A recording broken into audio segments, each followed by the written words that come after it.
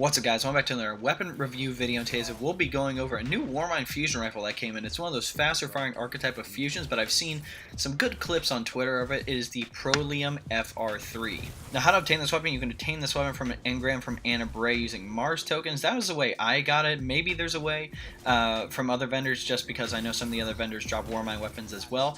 But I feel like if you want to be able to get this thing to drop, just go to Anna Bray and turn in some of your Mars tokens. Let's go over its perks. So it comes with a rapid fire frame, deeper ammo reserve, slightly faster reload when magazine's empty, 2 sight options, the Spark PS, Omolon post sight, short zoom, slightly increases range, increases handling speed. You have the Flash HS5, Omolon red dot, medium zoom, highlights enemy targets, increases range and slightly increases handling speed.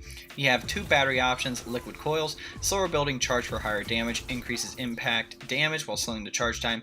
They have particle repeater, constrained recoil for every bolt, which increases stability, and then finally its trait perk, snapshot sights, faster aim down sights.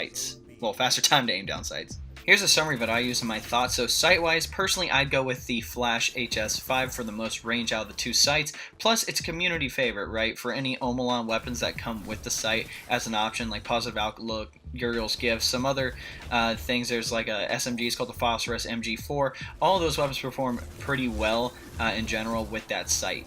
Battery-wise, I would use liquid coils over particle repeater for the increase to damage and impact. The reason being is because around at the 750 charge time, it takes 1 less fusion bolt to drop an enemy in PvP, whereas this one starts out as a 540, so having more damage is going to help this weapon perform better. I don't think it reaches anything above I don't think it reaches over 700, which is pretty sad, but anything better than 540 is going to make this weapon perform just a little bit better.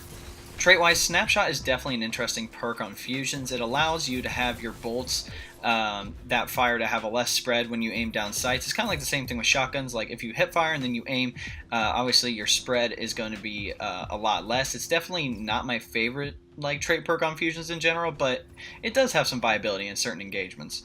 PvE wise, I don't have any footage, but I can safely say it wouldn't be too good for PvE activities. There aren't a lot of fusions that are oriented or even perform well in PvE. The only ones that are good are obviously Merciless, which is an exotic, the main ingredient with Rampage, and there's a few others in there as well. I don't need to name them all. It can't do a lot of the damage because its charge time is too slow. It just won't be too effective in those things versus those higher impact type of fusion rifles. Now, PvP wise, in the Crucible, it's definitely usable and can drop enemies if used properly, but it's definitely not the best fusion for PvP situations. The best way to use this weapon is kind of like that close to medium range engagements. This thing can't map like a Wizened Rebuke or anything like that, but it can drop people pretty quickly at those ranges. Basically, just use it like a shotgun. Because of its faster charge time and faster ADS time, you can actually run up to people at close range and drop them pretty easily with I would say a closer bolt spread and whatnot right there. Obviously, you can see in the clips it might take me 2 shots to take somebody down, but I do drop people in 1 shot